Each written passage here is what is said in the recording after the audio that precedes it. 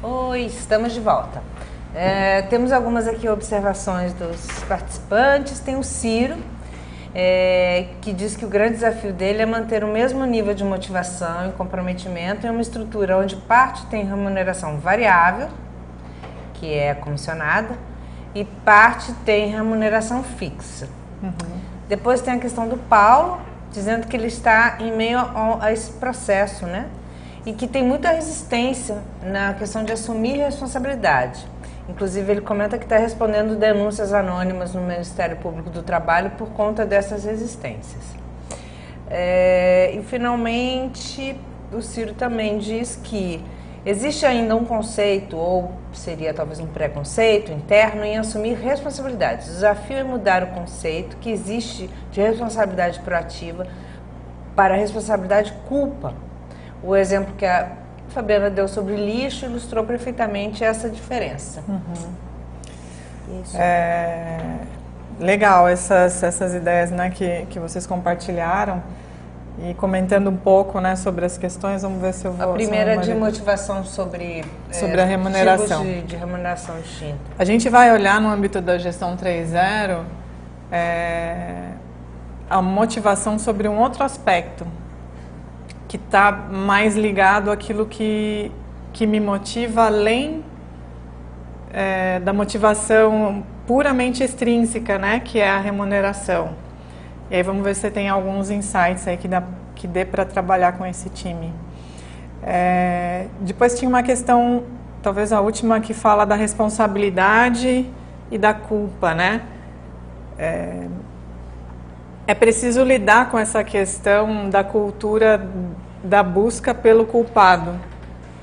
Porque realmente, se essa cultura prevalece, a gente tem dificuldade de que o time assuma a responsabilidade pelo medo de falhar, né? E se vê nesse lugar da culpa. A gente vai falar bastante sobre isso na cultura de aprendizado, lá na nossa última perspectiva. O Hugo comenta que o seu maior desafio é difundir a cultura da informação, uma organização que aprende de forma orgânica. Já tentei diversas vezes provocar e estimular, mas sinto uma resistência e descaso no processo de envolvimento e engajamento. Eu acho que todo mundo tem que estar na mesma página, né? É complicado. A gente, quando falar de desenvolvimento de competências, vai falar um pouquinho também dessa... Como é que a gente trabalha essa questão das trocas entre os colaboradores, né? E como fazer com que a informação flua é realmente um desafio. Tem muita relação com cultura, e a gente vai ver algumas dicas aí de como lidar com isso. Acho que tinha mais alguma questão? Não. Eram essas. Vamos continuar? Muito bem. Então a gente vai começar o bloco Pensamento Complexo. E eu queria compartilhar com vocês um vídeo antes da gente iniciar aqui esse bloco. Eu vou colocar aqui o vídeo. Vamos ver se dá tudo certo. Eu queria que vocês prestassem bastante atenção no vídeo. O Eric ele fala um pouco rápido, mas o vídeo é legendado, um vídeo do TED. E se vocês puderem anotar, tomar nota das principais ideias, a gente vai debater um pouco sobre esse conteúdo na sequência, tá bom?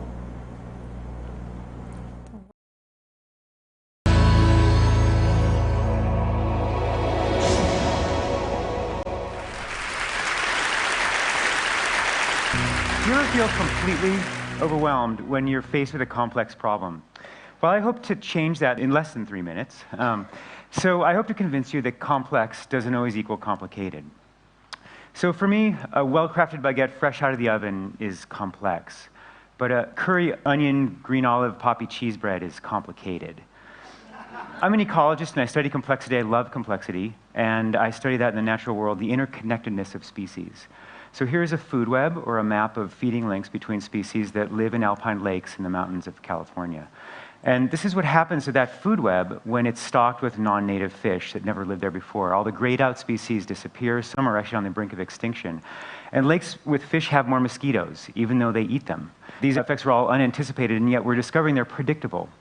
So I want to share with you a couple key insights about complexity we're learning from studying nature that maybe are applicable to other problems. First is this, the simple power of good visualization tools to help untangle complexity and just encourage you to ask questions you didn't think of before. For example, you could plot the flow of carbon through corporate supply chains in a corporate ecosystem, or the interconnections of habitat patches for endangered species in Yosemite National Park. The next thing is that if you want to predict the effect of one species on another, if you focus on only that link and then you black box the rest, it's actually less predictable than if you step back, consider the entire system, all the species, all the links, and from that place, hone in on the sphere of influence that matters most. And we're discovering with our research that's often very local to the node you care about, within 1 or 2 degrees. So the more you step back, embrace complexity, the better chance you have of finding simple answers, and it's often different than the simple answer that you started with. So let's switch gears and look at a really complex problem, courtesy of the US government. This is a diagram of the US counterinsurgency strategy in Afghanistan. It was front page of the New York Times a couple months ago, instantly ridiculed by the media for being so crazy complicated. And the stated goal was to increase popular support for the Afghan government. Clearly a complex problem, but is it complicated? Well, when I saw this in front page of the Times, I thought, great, finally something I can relate to. You know, I can sink my teeth into this. So let's do it. So here you go, for the first time ever, a world premiere view of this spaghetti diagram as an ordered network. The circled node is the one we're trying to influence, popular support for the government. And so now we can look 1 degree, 2 degrees, 3 degrees away from that node and eliminate like 3/4 of the diagram outside that sphere of influence. Within that sphere, most of those nodes are not actionable, like the harshness of the terrain, and a very small minority are actual military actions. Most are nonviolent, and they fall into 2 broad categories: active engagement with ethnic rivalries and religious beliefs, and fair, transparent economic development and provisioning of services. I don't know about this, but this is what I can decipher from this diagram in 24 seconds. When you see a diagram like this, I don't want you to be afraid, I want you to be excited, I want you to be relieved, because simple answers may emerge. We're discovering in nature that simplicity often lies on the other side of complexity. So for any problem, the more you can zoom out and embrace complexity, the better chance you have of zooming in on the simple details that matter most. Thank you.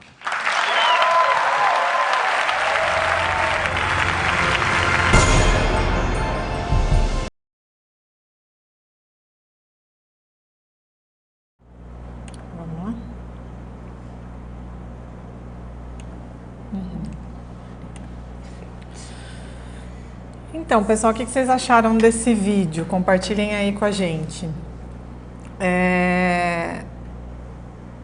Se a gente for resgatar aí as principais ideias, né, desse vídeo, ele começa fazendo uma diferenciação ali entre o que é complexo e o que é complicado. Sim. Né? E dá alguns exemplos disso. Depois também algumas ideias que ele traz nesse vídeo é que a partir do problema, né, da questão, eu tenho várias conexões e não necessariamente a solução ela está no primeiro encontro, né, na primeira conexão. E normalmente a gente fica olhando, né, para o problema e para o que está muito próximo dele. E aí ele deu uma sugestão ali de, bom, como é que a gente amplia, né, esse olhar para encontrar outras influências, né? Aquilo que de fato pode estar influenciando, onde eu tenho mais poder de atuação.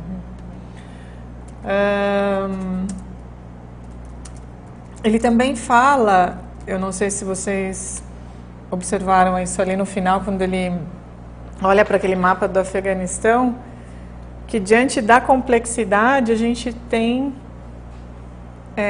a simplicidade, né? Porque às vezes tem elementos demais também. Quando você faz um gráfico daquele, você tem muitas informações e nem todas são relevantes na resolução direta do problema ou Exatamente. precisam estar acesas de maneira em que sejam visualizadas. Elas têm que estar presentes. Mas se você conseguisse, como ele disse, né, trazer só o segundo grau, terceiro grau, etc., você veria melhor a solução do problema do que você ter aquele universo de informações todas acesas, né? Sim. E O que acontece com a maioria de nós é que diante daquele mapa todo a gente meio que se afasta, né? Tipo, não dá para lidar com tudo isso. É complexo demais, né, para mim. Mas no final, quando a gente vai analisando, é um monte de conexões e que talvez eu consiga lidar, né, com elas. E um outro também aspecto importante e que eu acho interessante quando ele compartilha esse vídeo é que diante da complexidade surgem as oportunidades. Porque se a gente pensa na organização e olha para ela há 30, 40 anos atrás, as coisas se repetiam, elas eram muito mais lentas, né? As mudanças elas demoravam para acontecer. Se a gente pega a mesma curva do desenvolvimento da tecnologia, né, no sentido das exponenciais, é realmente uma curva exponencial, né? A gente foi desenvolvendo novas tecnologias bem gradativamente e agora a gente está num momento de uma evolução exponencial. E aí surgem também muitas oportunidades. Então, diante da complexidade, a gente também tem, além da possibilidade do simples, as oportunidades, né?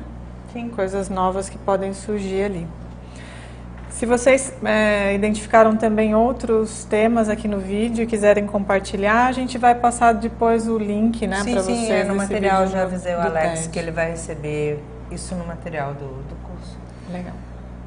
Opa. Travou.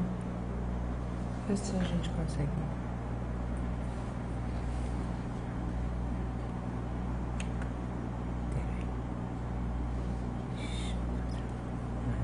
Aqui. Foi. Legal. E aí eu entro com essa frase, essa reflexão,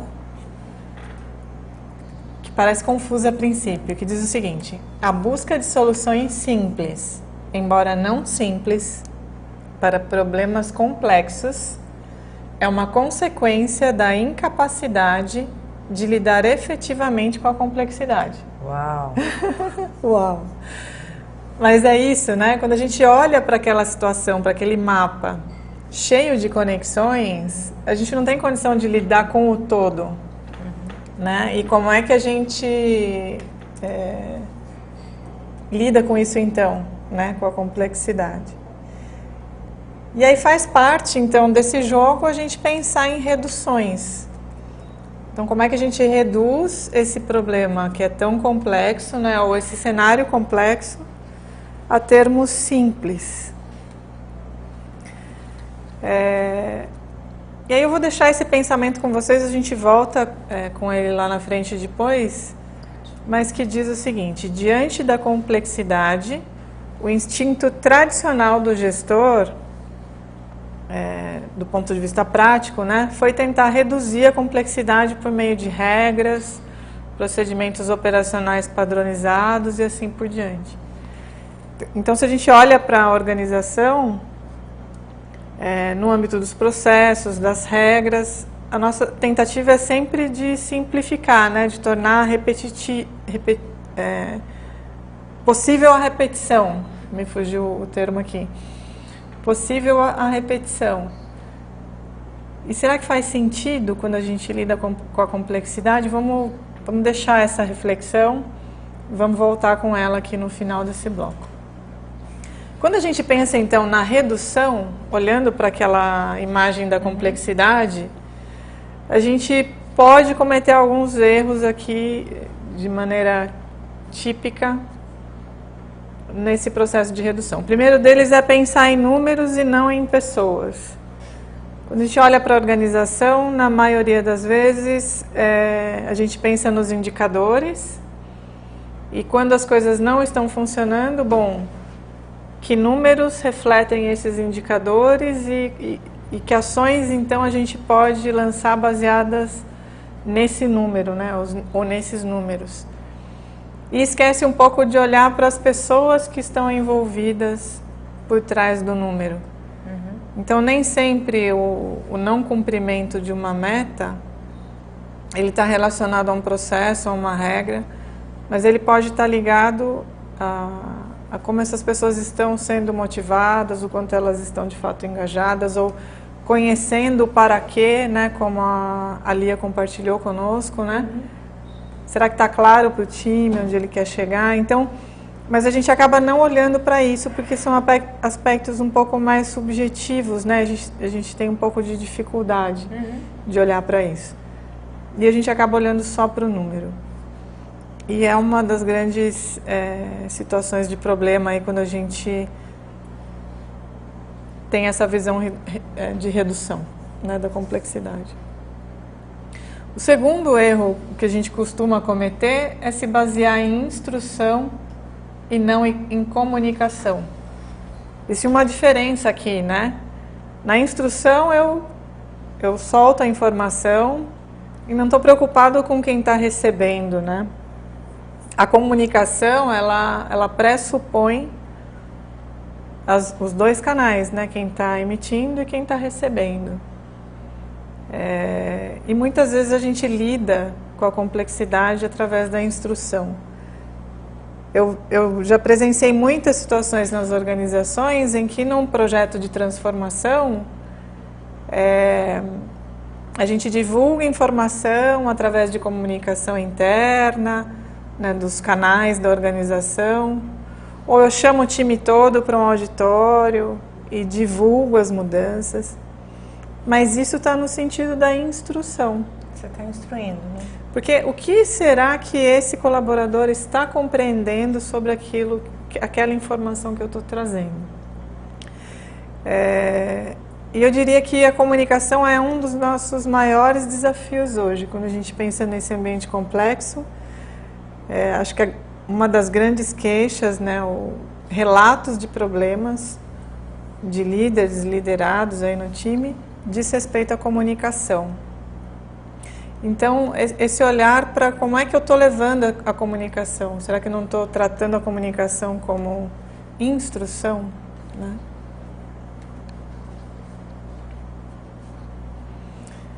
O próximo diz tentar controlar o futuro ao invés de descobri-lo. Quando a gente pensa em mudanças acontecendo constantemente, né, e nesse cenário da complexidade, será que faz sentido tentar controlar tudo o que está acontecendo ou estar aberto ao que vem, né, do contexto?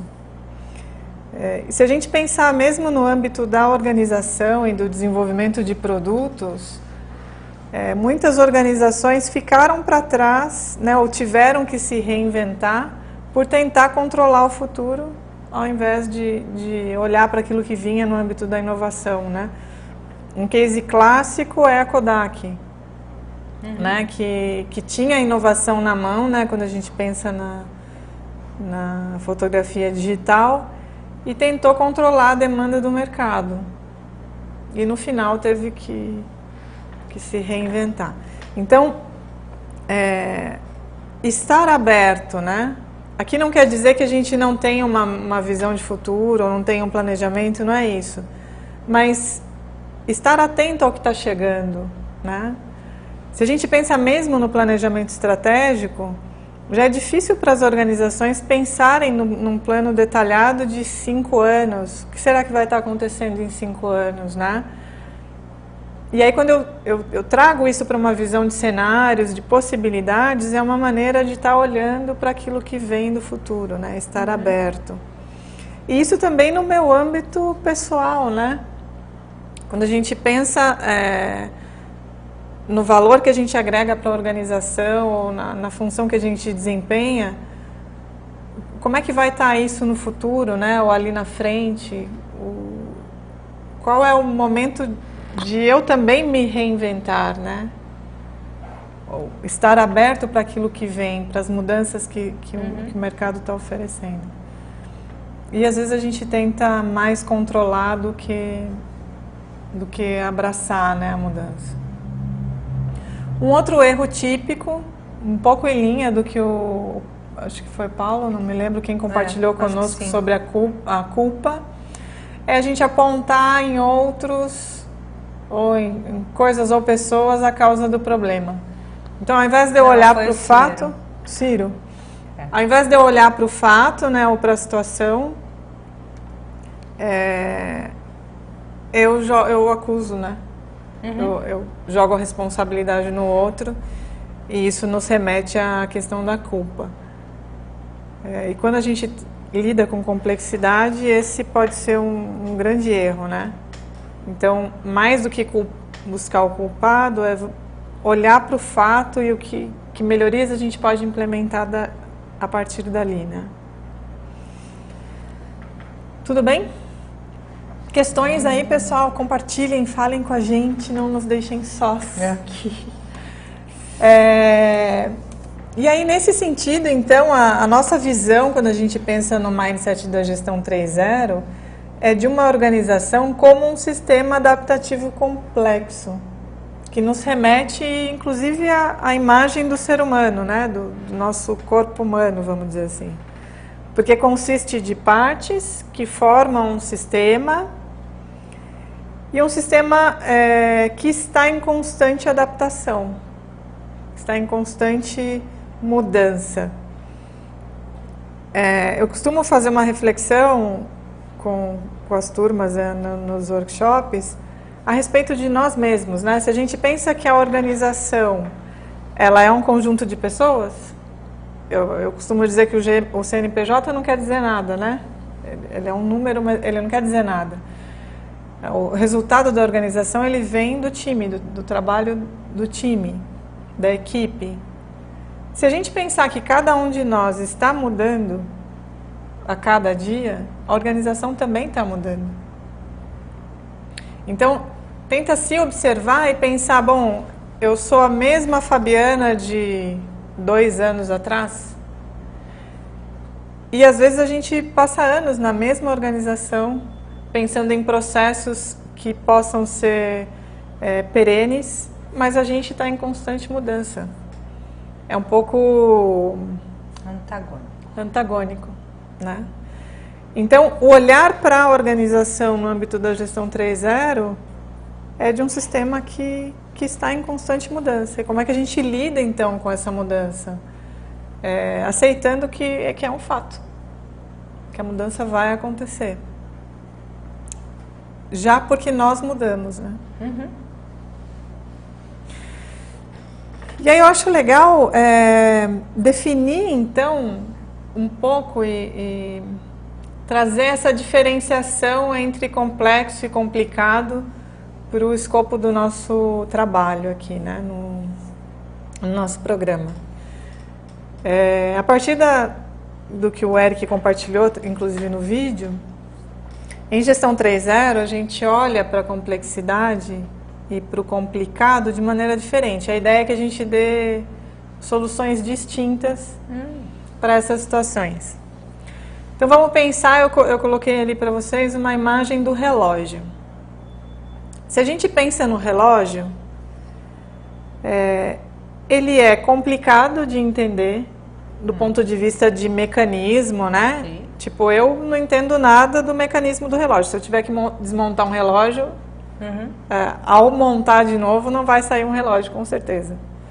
Porque não entendo o mecanismo, é complicado. Para mim é complicado, teria que estudar. Mas ele é previsível, né? Sim. É previsível, eu espero que o relógio marque horas, né? Alguns com uma precisão um pouco diferente dos demais, mas basicamente ele serve para marcar horas. Ainda que alguns, né, hoje mais modernos, tenham aí várias funções, mas o previsível, ele é complicado internamente e é previsível. E é previsível. Então, quando a gente pensa na complexidade, a gente vai pensar naquilo que é imprevisível. Que não é linear, eu não consigo prever. Então, o relógio, ele é complicado, mas é previsível, ele não é complexo. Ok. Então, imprevisível é o contrário de complexo. É isso? Entendi? Não, o complexo é imprevisível. Complexo e imprevisível. É imprevisível. E o complicado é aquilo que diz que é difícil de entender, de compreender. Tá. Por isso é complicado. Então, o complicado ele está no sentido da compreensão e o complexo está no sentido da previsibilidade. Quanto mais... Se eu saio do simples... mais imprevisível. Mais imprevisível. Menos complexo, mais previsível. Isso. Então, o relógio é pouco complexo, porém é complicado. Porém é complicado. Tá. Muito bom, isso aí, Mariana. Me fiz entender. Compartilhem aí com a gente, pessoal. Se eu penso num joguinho de bloco, num Lego, ele é simples de entender, Sim. não é complicado. Não, E também não é complexo porque é previsível. previsível. Eu sei que vou encaixar uma pecinha na outra Tá. e tudo bem. Então, ele é... Ele é não simples com- nos dois é, sentidos, dos- né? Tá, ok. Agora vamos pensar no dado. O dado não é complicado, Não é complicado, porém é complexo. porém é complexo. Que é completamente imprevisível. Exatamente. Apesar de que muitos de nós gostariam que fosse previsível, né? Assim. Quando os que jogam, aí, enfim, gostariam de saber qual é a face. Mas o fato é que a gente não sabe. Então, ele É imprevisível, simples super e complexo. Exatamente. E a outra imagem ali que tem um gráfico, né, do mercado financeiro, aqui a gente tem o complicado e complexo. Porque vamos pensar o seguinte, se eu não entendo nada de mercado financeiro, é complicado entender, É né? complicado, sim. Como funciona uma operação de derivativo, enfim, é complicado. Nossa, não. É. E também é complexo no sentido da previsibilidade. Porque ainda que eu possa ter muita história, eu possa ter muita estatística que me dá referências do que pode ser o futuro, eu só vou saber de fato o que acontece no mercado no fechamento do mercado financeiro, né? No fechamento do dia na bolsa. Então, nesse sentido, ele é super imprevisível. Legal, turma, deu para compreender aqui essa diferença? Porque a ideia é que no nosso dia a dia a gente dê soluções distintas para aquilo que é imprevisível e para aquilo que é difícil de entender. Porque mesmo a partir dos nossos exemplos, eu queria um pouco compartilhar essa ideia com vocês, eu posso ter todas as estatísticas, eu posso ser muito habilidoso ao jogar o dado, mas eu não consigo transformar esse sistema que é imprevisível em previsível. Você não consegue controlar. Eu não consigo controlar, por mais que eu tente. Mas é uma questão de controle também. Então. O imprevisível é o incontrolável. E aí, esse é o nosso grande... A Mariana pegou aqui o insight, né? Como é que a gente controla a organização que vive hoje nesse contexto complexo? É praticamente impossível, né? Mas aí a gente tem... não sei se vocês têm exemplos, se puderem aqui compartilhar conosco situações complicadas ou complexas que vocês têm na sua organização. Se alguém fizer algum comentário... E aí a gente volta. Isso. Tá? Bom, então, mas se não dá para controlar, o que a gente pode fazer então, né? E aí o Johan sugere então para a gente 8 diretrizes para lidar com a complexidade. A primeira delas é enderece complexidade com complexidade. Parece complexo. Mas o que ele quer dizer aqui? O nosso cérebro é a ferramenta mais complexa que existe hoje, né? Que a gente tem conhecimento. Então, para dar sentido a algo complexo, a sugestão é usar narrativas, usar metáforas, usar imagens. Então, se a gente pensa mesmo nos métodos ágeis, né? Eu venho da área de tecnologia e a gente, e acho que muitos ainda têm essa prática de tem lá os formulários para preencher quais são os requisitos, né, do aplicativo, do sistema, e eu faço todo aquele levantamento, escrevo páginas e páginas e tal.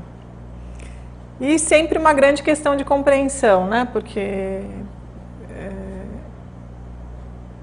para o cliente, para aquele que vai ser o usuário da ferramenta, aquilo fica incompreensível.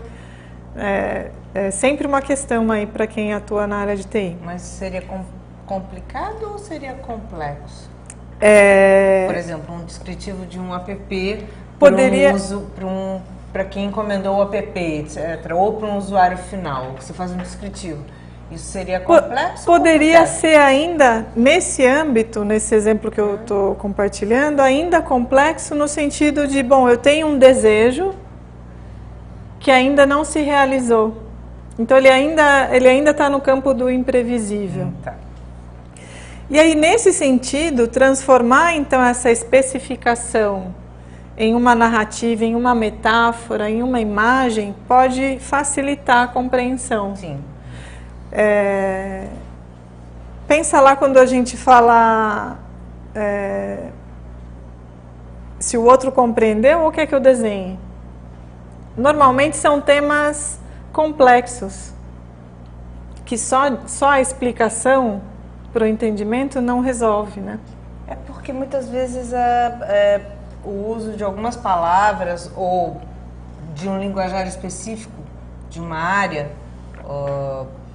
principalmente na área tecnológica às vezes, o outro às vezes não tem total domínio do seu vocabulário. Sim. E você não consegue pegar esse vocabulário e transformar em palavras que ele entenda. Então vocês ficam falando duas línguas distintas.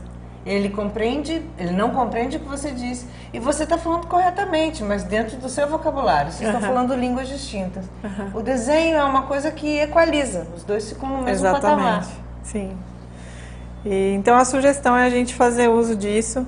Quando a gente pensa então nas metodologias ágeis, a gente fala de histórias de usuário, né? Já é um outro contexto.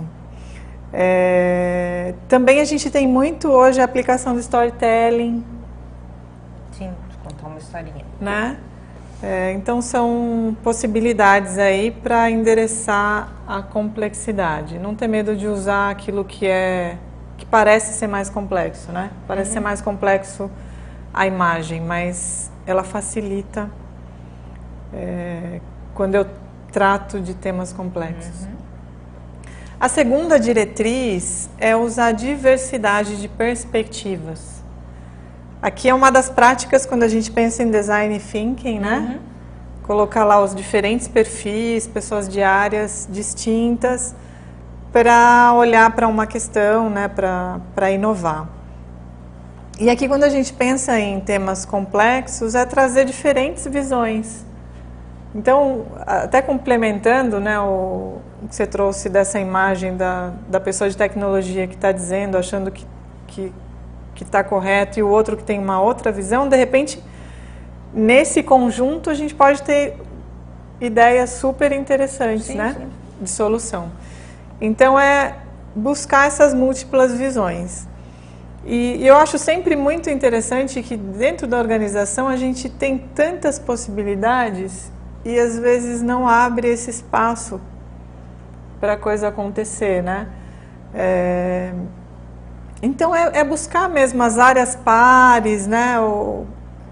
Eu acho sempre interessante que, eu não sei se já aconteceu com vocês também, de repente você está com um problema, né? Tem uma questão, e aí você senta com um amigo para tomar uma cerveja, que não tem nada a ver com o assunto, mas na conversa surge um insight, uma solução para um problema teu. A partir de uma visão que está totalmente fora do contexto, né? Então, múltiplas visões geralmente resultam aí em uma observação melhor do que uma única perspectiva. A terceira diretriz diz o seguinte: assuma subjetividade e coevolução. Então ele diz que quando causa e efeito são interdependentes, você pode focar em outra coisa. Então vamos pensar lá naquele gráfico cheio de conexões que o Eric mostrou para nós, né? Eu não sei se vocês vão lembrar ali, porque foi muito rápido o vídeo, depois eu convido vocês a darem uma olhada de novo. Mas ele achou várias soluções a partir do segundo, terceiro nível, que influenciariam o problema quando ele olha só para causa e efeito. Mas quando se trata de cadeia alimentar, como diz a própria palavra, cadeia, você, do mais insignificante mosquito que desapareça, você vai acabando em uma ordem de grandeza, porque um se alimenta do outro. Então, na verdade, a solução está no pé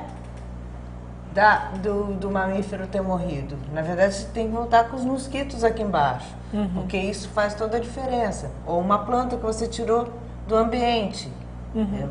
Então, faz sentido o que você diz nessa cadeia geral. Agora, todos têm a visão de uma grande cadeia alimentar? Porque é um pensamento incutido. Você precisa de muito conhecimento para conseguir enxergar que, olha, que nessa quarta conexão morreu essa planta aqui. Isso aqui alimentava esse sapo, que por fim alimentava esse bicho e assim por diante. E por isso que a gente perdeu o leão da montanha. Né? Sim. Então, é complexo. Né? É complexo. Mas aí, nesse exemplo que você trouxe, foi legal que você fez essa contribuição. Eu posso não saber que é o mosquito lá embaixo na cadeia que influencia a situação aqui desse mamífero. Justamente por isso, assuma que a solução ela pode ser subjetiva e que você pode evoluir a partir dali. Então, se a gente pensa nos métodos ágeis, quando a gente fala lá do mínimo produto viável, ele vai em linha com a coevolução. Então, eu não tô esgotando as possibilidades, mas eu posso, de repente, eu posso não ter chego lá no mosquito. Mas será que se eu observar alguma coisa aqui no meio, no terceiro, no segundo nível, que influência isso gera na causa e efeito, né? Sim. Então, é tentar abrir um pouco mais o olhar e assumir que, de repente, você não tem toda a solução para o problema, mas que você pode realizar algumas modificações e observar o resultado disso. A quarta diretriz diz roube e ajuste. E eu gosto bastante dessa sugestão e penso que assim, para mim faz todo sentido, né? A gente tem o hábito, né, ou a gente costuma olhar para a inovação como invenção. E eu vejo que muitos colegas, muitas pessoas ao meu redor dizem, puxa, mas eu não sou inovador, eu tenho pouca capacidade de inovação, né? Mas a sugestão aqui é a gente olhar para a inovação com a possibilidade de uma nova combinação para coisas que já existem. Se a gente pensa em invenção, é claro que eu não vou inventar a lâmpada de novo. Mas quanta inovação surgiu sobre a lâmpada?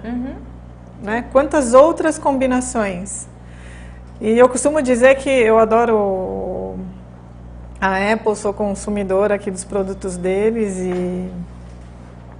mas eu uso sempre a Apple como um bom exemplo aqui. Eu acho que o Steve Jobs ele sempre olhou para muitas possibilidades e combinou coisas e trouxe soluções inovadoras. Mas muitas delas não foram invenções. Foram o quê? Adaptações? Foram combinações de algo que já existia. Então, vamos pensar no Uber, por exemplo. Se a gente pensar no Uber, que nova tecnologia o Uber inventou? Agregar, reutilizar algo que estava sendo usado somente para uso particular? Share. Dividir uma massa, uma frota, organizar essa frota. Mas ele não tem nada físico dele. Na verdade, ele é um organizador de uma frota já existente. Então, o que ele observa, né, uma necessidade. Isso. E a partir daquilo que existe, ele dá uma solução inovadora. Porque se a gente pensar do ponto de vista de invenção, o GPS já existe. A roda, o carro, o motorista, está tudo lá. Mas ele foi super inovador, né? E se a gente olha para muitas soluções que a gente tem hoje no mercado super inovadoras são combinações de algo que já existe e está sendo melhorado, né? Se a gente vê agora, vamos ver o que o futuro nos diz aí sobre iFood e Rappi, né? Se a gente olha para as bikes aqui em São Paulo, não sei se todos os participantes estão aqui, mas a gente tinha lá as bicicletas do Itaú, não é isso? Isso.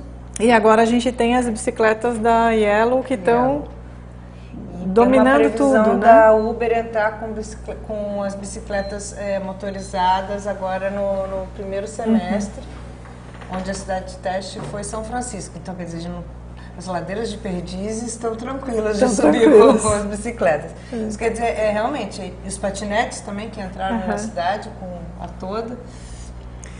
E verdade, sempre são combinando elementos que já existem. Que estão aí, né? Então, roube e ajuste.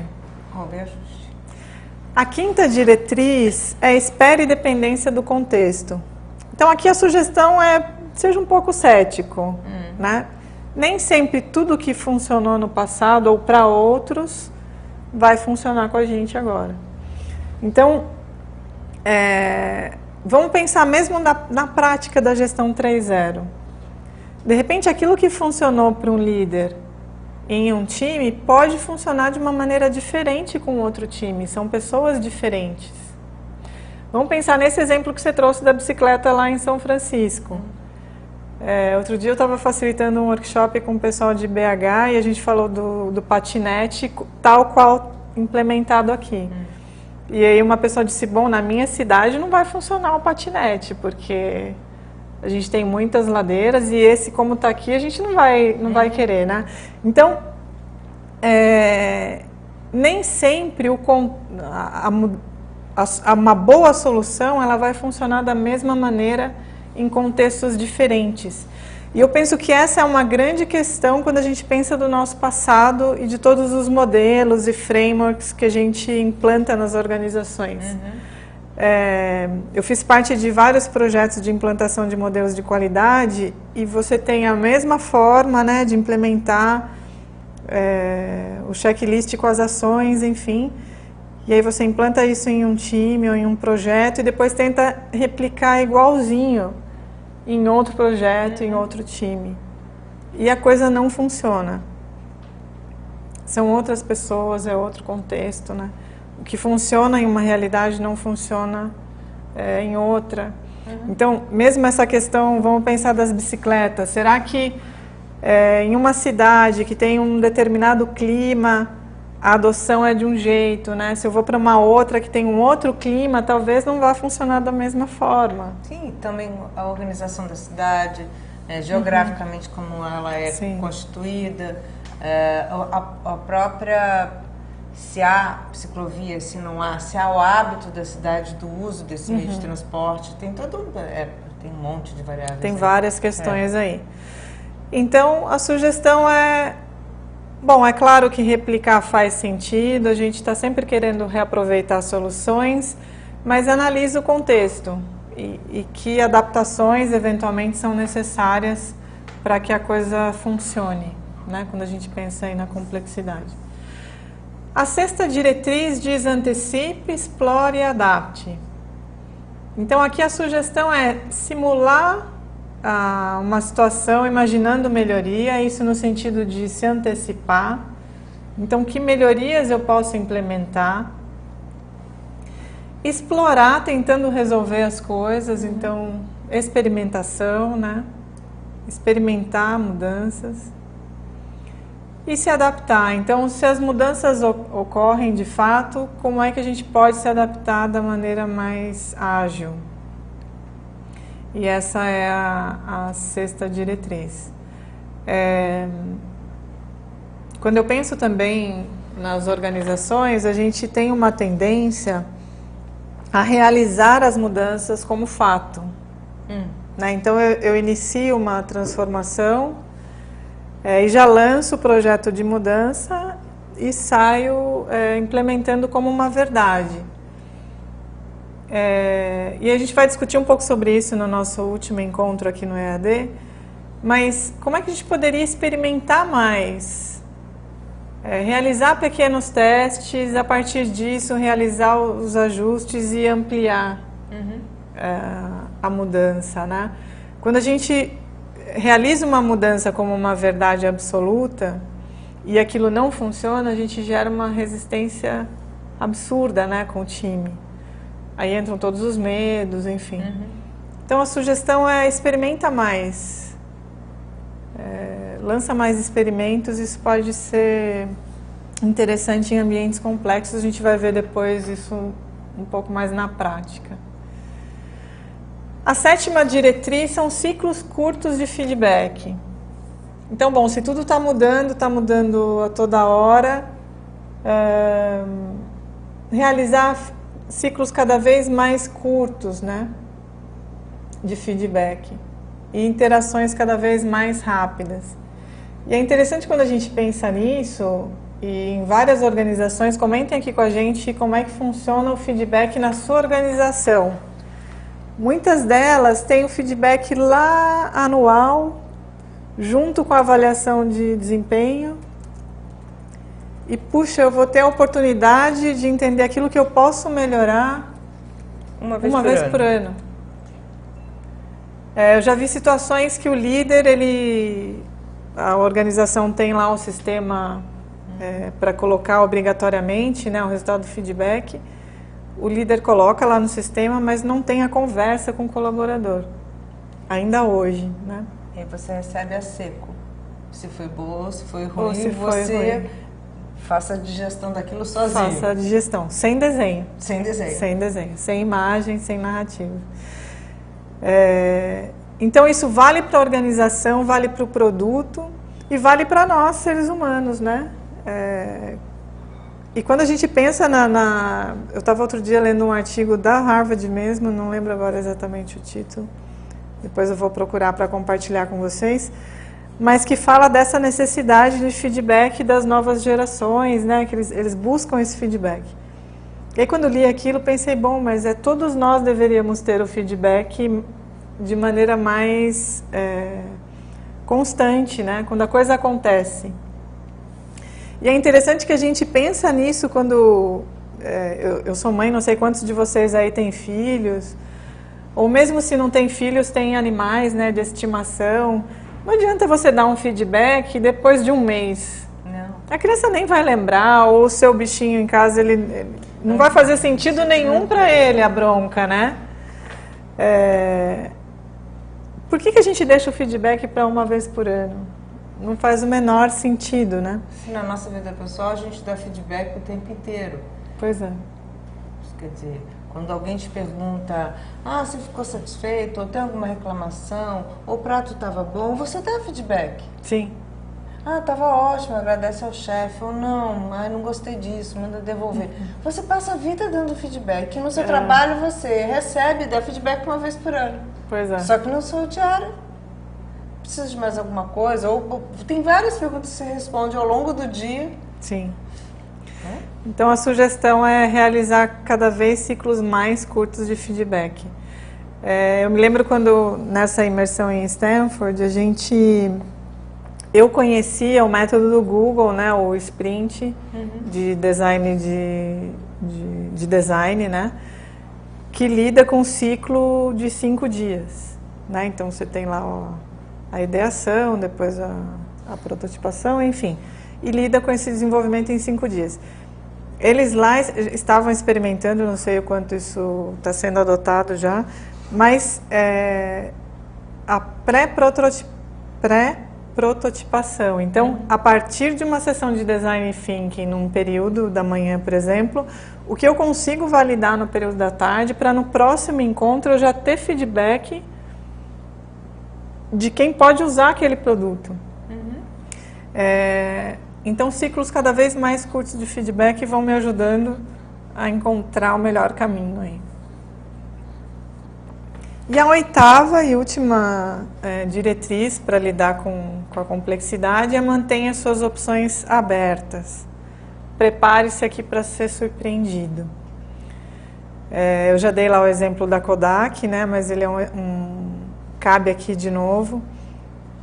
se eu não me abro, então, para o mercado, para aquilo que vem, eu tenho grande chance de ficar para trás, né?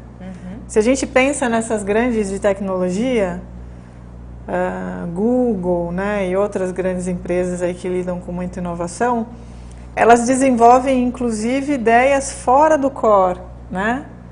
Do que é o seu core business, do que é o seu negócio, na tentativa de ter novas descobertas que possam, inclusive,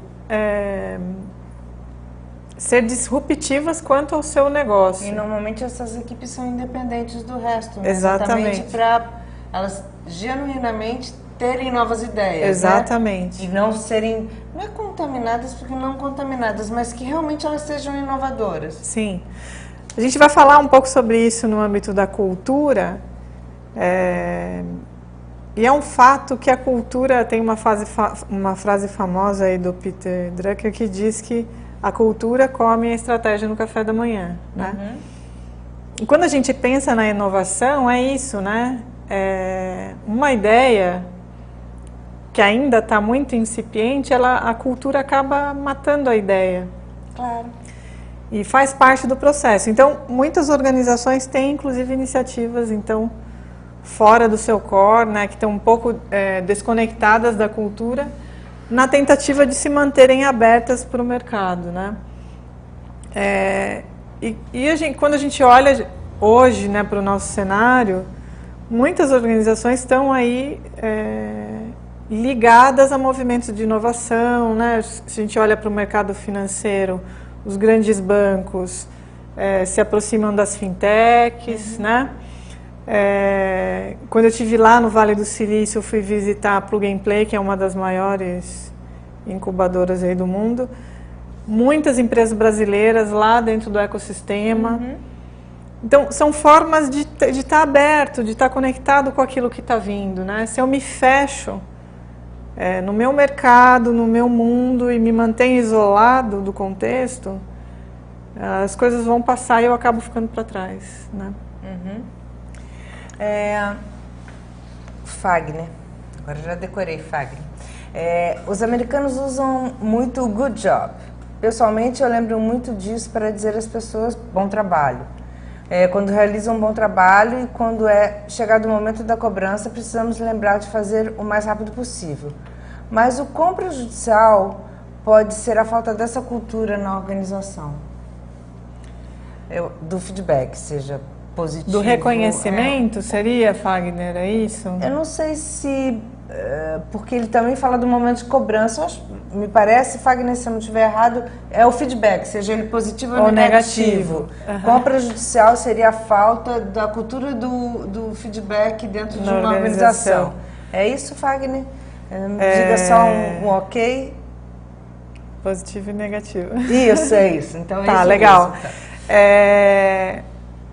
Fagner, isso influencia demais a cultura da organização. A gente vai ver isso no bloco, na perspectiva que trata de cultura, né, de alinhamento de restrições, mas o fato é que se eu não dou feedback, eu deixo com que comportamentos que estão desconectados com a cultura desejada acabem se perpetuando e proliferando. Sim, sim.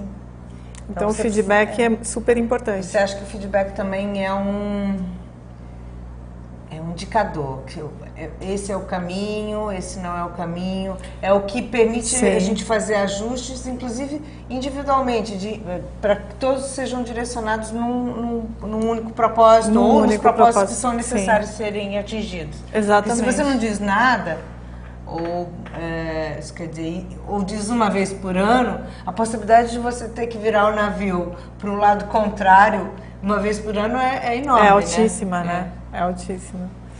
Então faz todo sentido. Legal, super obrigada pela contribuição. O feedback, quando a gente pensa no âmbito da cultura, ele é essencial. E é interessante, se a gente observa a partir dessa perspectiva, que quando a gente fala de transformação, né, de um movimento de transformação, vejo o quanto é importante o feedback, né? Porque é ele quem pode dar o norte do para onde a gente quer chegar nesse caminho de mudança. Deixa eu me lembrar o nome dele. Sérgio Júnior. Ciro? É o Ciro. Onde trabalho culturalmente... É anual. E anual... anual, mas encorajo minha equipe de mais colaboradores a solicitar e dar feedback com maior frequência e mostrar na prática o quanto isso tem efeito positivo nessa frequência. Legal. Tá, é isso mesmo.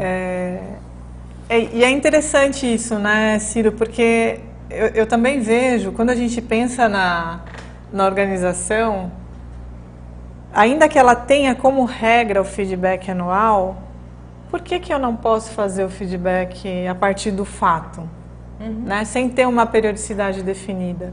Ainda que lá, anualmente, eu vá olhar para o desempenho, para os indicadores, enfim. Então, dá para implementar, né, na nossa prática. E você acha que o feedback pode ser também considerado um apontar dedo, ou um responsabilizar, ou distribuir culpa? Tem gente que usa o feedback para isso? Boa pergunta, Mariana. Eu vou ter que... Não posso me empolgar para responder, senão a gente foge muito aqui do tema, mas eu preciso ter cuidado com a forma de comunicação no feedback, né?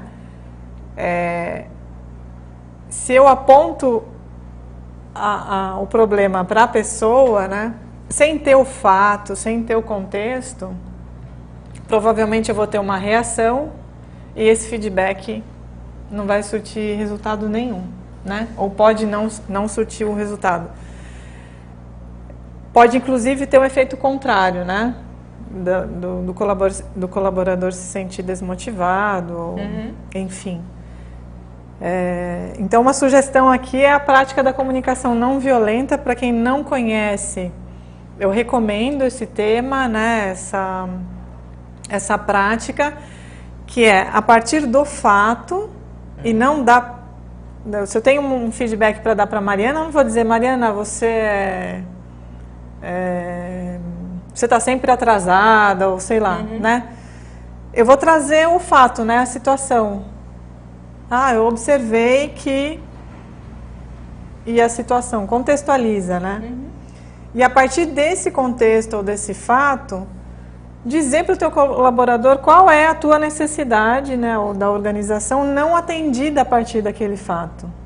E como você se sente a partir disso, e aí faz um pedido, né? O que poderia ser melhorado dali para frente, ou sugestões de desenvolvimento. Porque eu acho que também há entre o gestor ou até as próprias pessoas, eu acho que tem que ter um conhecimento real do que é feedback e do que é agressão. Porque há uma confusão muito grande de que, mas eu fui dar um feedback que era necessário e a pessoa sai super magoada, isso quer dizer, há maneiras e maneiras de falar, então... Sim. E é interessante, foi legal que você trouxe essa questão.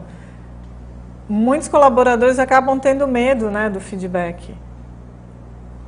E aí, além de não receber, não pede também, porque tem medo de receber, né, o feedback.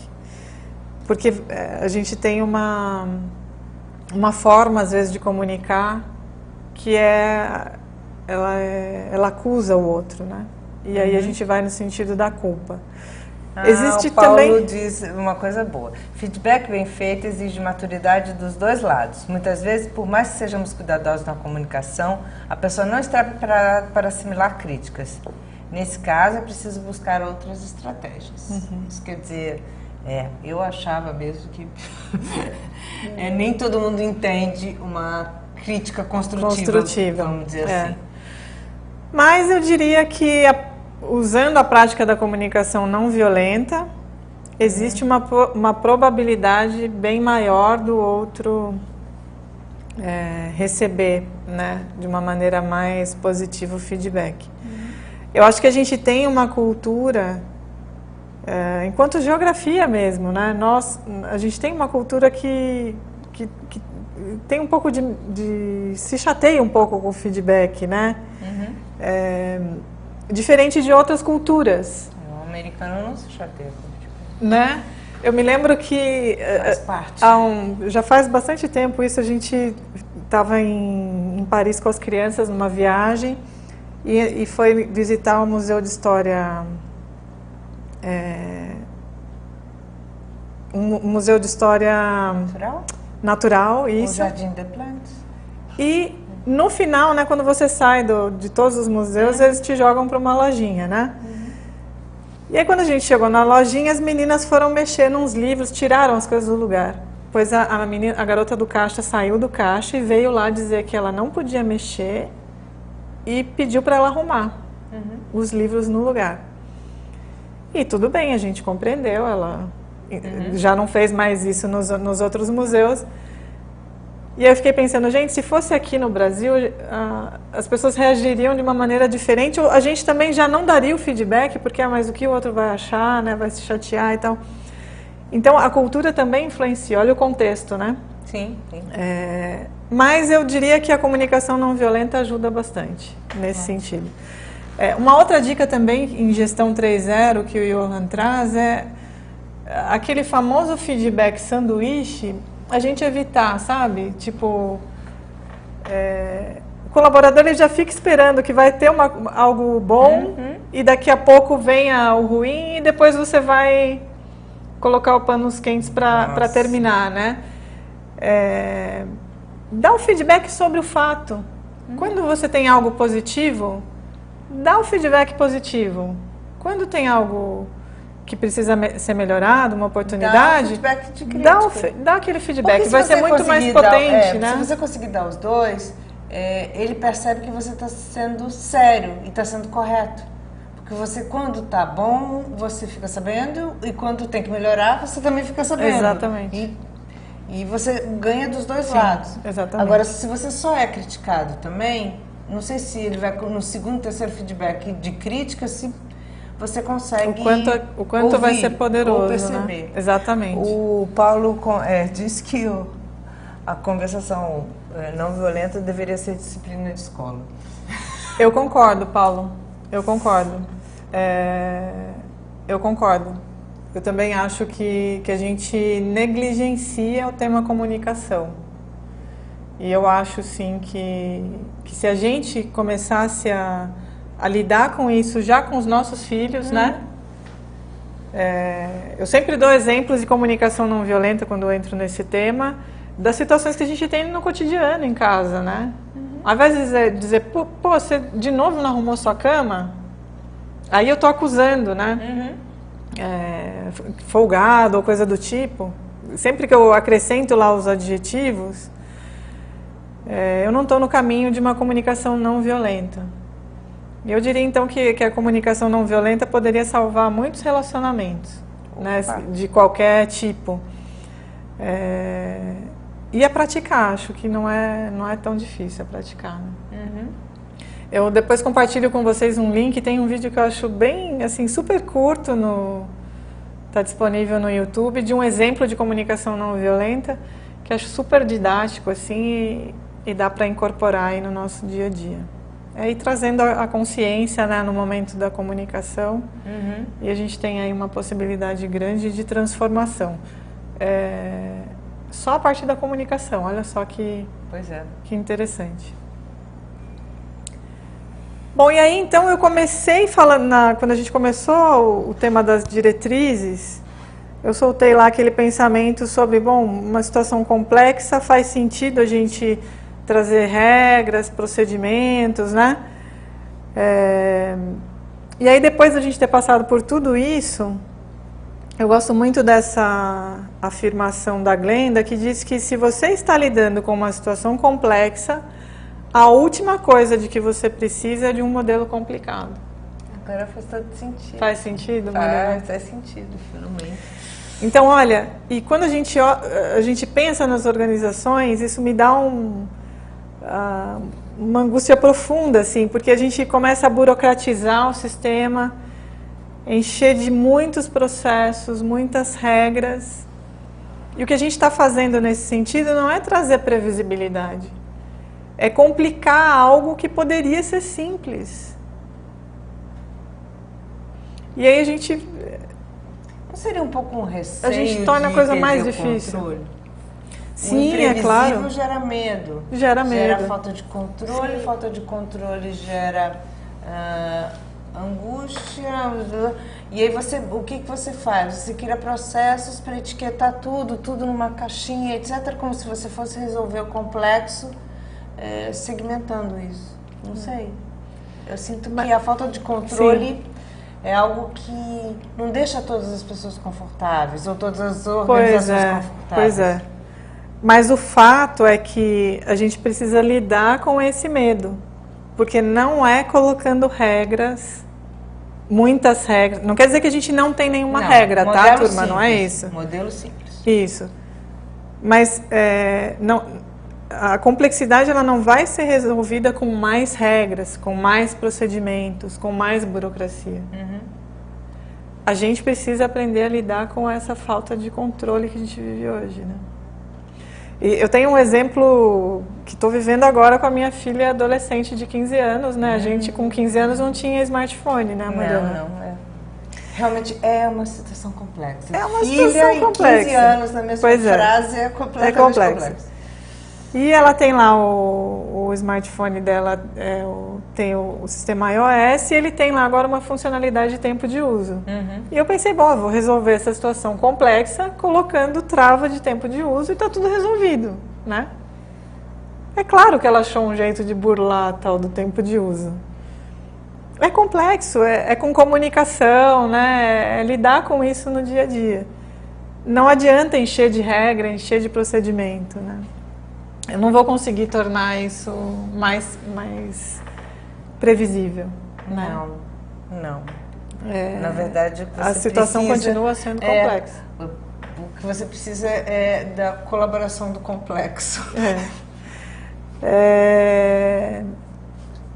Então, a gente, do ponto de vista de conteúdo aqui fechou, eu queria que vocês refletissem nas organizações de vocês, nas situações complexas, quais dessas diretrizes vocês poderiam aplicar e que poderiam tornar a situação ou o problema mais simples, né? Ou nortear a complexidade ou a solução aí das questões que você tem. E a gente está aqui para as questões, né, Mariana? Sim. Então, alguém tem mais alguma questão? Alguém tem alguma dúvida do que foi explicado? Alguém quer fazer uma colocação? Somos todos olhos e ouvidos. Então, eu aguardo vocês escreverem um pouco para eu passar para a Fabiana. Senão, a gente encerra por hoje e semana que vem a gente está de volta com mais um pedaço da aula. Sim. Então, gente, alguma dúvida, algum questionamento, vocês vão receber todo esse material. O vídeo, ele agora é ao vivo, mas tudo que a gente está fazendo aqui agora está sendo gravado e fica disponível na plataforma. Então, caso você tenha, tive que sair no meio, ou cheguei no meio, ou me perdi na hora do intervalo e voltei, perdi 15 minutos de aula, vocês podem ver tudo de novo. E se precisar de algum material, de novo, usem o acadêmico @Casa Educacau, que é educação, então sem tio, sem cedilha.com.br. Perguntas? Eu queria também, Mariana, pedir para vocês mandem para nós os seus feedbacks, né? As suas sugestões, críticas, enfim. A gente vai se encontrar ainda aqui mais vezes, né? Vamos estar aqui juntos. Então, o que vocês puderem aí contribuir, a gente vai melhorando, né, nos próximos blocos e, claro, tornando aí o EAD Paulo cada disse vez que mais gostou bastante proveitoso. do conteúdo e agradece a exposição clara e didática. Obrigada, Paulo. Obrigada pela participação. Tá. O Ciro disse que foram excelentes as abordagens. Então, gente, estamos encerrando. A gente volta, então, na semana que vem, próxima semana. Dia 13 de fevereiro, às 19 horas. E, então, um bom final de semana para todo mundo. Legal, pessoal. Obrigada pela participação hoje. E a gente se vê no dia 13, né? Isso mesmo, a gente se vê no dia 13. Até mais. Até mais.